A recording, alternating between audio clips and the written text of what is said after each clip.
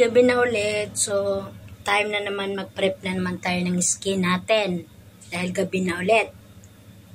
Papahinga na ulit. So, may share ulit ako sa inyo. Kanin sa akong kagalingon. Gikan sa akong kagalingon nga naranasan. Okay? Mara na yung katambag ninyo. Nga ayaw, jod, ipamugos, imong kagalingon sa usa ka tawo para higugmaon kaniya. Ayaw panglimos og oras nga mo reply siya nimo, motawag siya nimo. Ayaw ipamugos imong kagalingon niya para higugmaon kag balik niya. Okay? Oo, aminado ko, ingana ko sa una, sa usa ka semana, sige ko pamugos, sige ko tawag, sige ko hinilak-hilak di siya. Kaya dili na siya mo kontak sa kuha. Pero, sa usa ka semana na ingato, ingon ako sa kagalingon, sa usa ka semana, dili na ko mamugos niya. Sara to ka semana guys. Nandiya, pag man sa usa ka semana, ingon ko sa kagalingon, dili na ni nautron. How na siyang pasagdan. How na siyang kalimtan. Umara to. Oo. Sa usa ka semana nga to, anay, pag umani nga to sa kasimana, how siyang gi-block. Anay contact, wala na. Wala na. Nja. Sakit. Hilak everyday, hilak everyday, hilak everyday, everyday. Pero, nagpadayon. Disar ko disar ko nga itong time, ma. Sobrang lugmo ko nga itong time, ma. Isagapon ko hindangop. Ginoo gihapon. Siya ra gihapon na kaibaw sa sigya, ngungu niya. Siya ra gihapon kaibaw si hilak niya. Siya ra gihapon kaibaw sa mga istorya sa kinabuhi. So,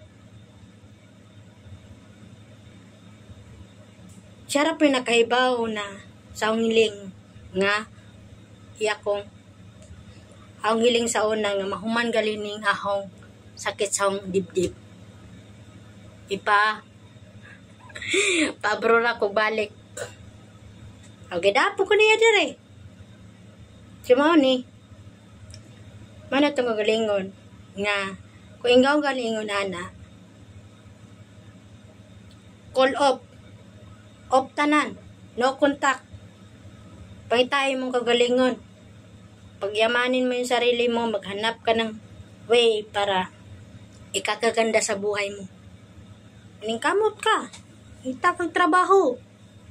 Nanindot kaayo para makayan kag dako, makapag-imbis ka sa imong kagalingon.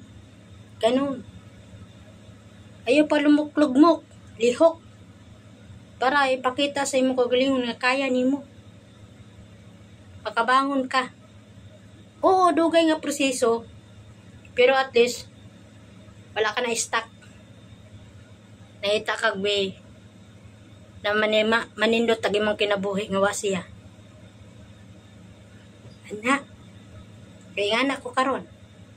Kanya, thankful ko kay dali ko gida sa Ginoo, iyang tupad agahang pagampo niya nga ni ko man sa hong breakdown. Palison ko sa abroad utro. Ako dere, nakita akong kagalingon dere, nakita akong worth dere ada ako sa abroad. Yan timan ninyo guys. Na once na anak, nahibawan nila sa mga tao nga nagaling kay earnings nga medyo dako-dako, daghan mo duol ni mga laki. Daghan mo duol ni mo, even imong crush sa una mo duol ni mo kalit. Magparamdam ni mo kalit. Ganon. Kaya nga na ko karon, daghan di sa paginambog ha, daghan jud nagparamdam nato karon. Even hong crush sa una, magtago-tago ko para makita na ko siya, nagparamdam na ako karon. Di ba? Kasi pinagyaman mo yung sarili mo eh. Nag-imbes ka sa imong kagalingon, inaayos mo yung sarili mo, nagpaganda ka sa imong kagalingon. Girecover ni mo imong kagalingon para mo balik yung dati mong sigla, balik yung dati mong saya, wala nang stress, di ka na umiyak sa isang tao. Kaya ganun ang gagawin mo. Step back. Hanap kang trabaho. Kasi matinga na lamang ka, uy, lipay naman ko. Iba naman ko sa una. Karon, sa karon. Malipayon na ko, wala na stress. Dahil improve na ako galingon. Pero ayaw jud kalimti Ginoo, kaya Ginoo ra bay naghibaw sa imong paghilak-hilak nimo sa una. Siya ra bay kahibaw sa imong yangungo sa una nung gisakitan kani sa usa ka tawo. Ayaw jud kalimti ang Ginoo, even nga di ka mag-church. Basta importante, kaustoryahon nimo dyan pa, pinaagi sa prayer. Or magbasag Biblia. Bisan dili kanunay, at least hatagan jud nimo siya oras. Kaya ako man aminado man ko, di man ko kanunay. Pero siyang gihatag oras. Kaibaw ko nga simula nung nalugmok ako. Siya ra jud ang kaibaw sa tanan. Siya ra ba jud kaibaw sa tanan nga sa akong paghilak-hilak no sa una niya. Di jarehang kakibay, jarehang matug-anan sa tanan ng kasakit sa una.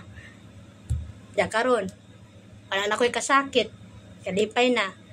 Nya, iya panggito pa dagang prayer nga. Ipabaroron ko niya balik. Tapos, diri pa sa akong dream nga country. Mao na nga. Kiyara diyang ilakan. Ginuura diyang ilakan. Ngun na diyang kusong kagalingon. Ginuura diyang ilakan. Dili na tao. Dili na tao.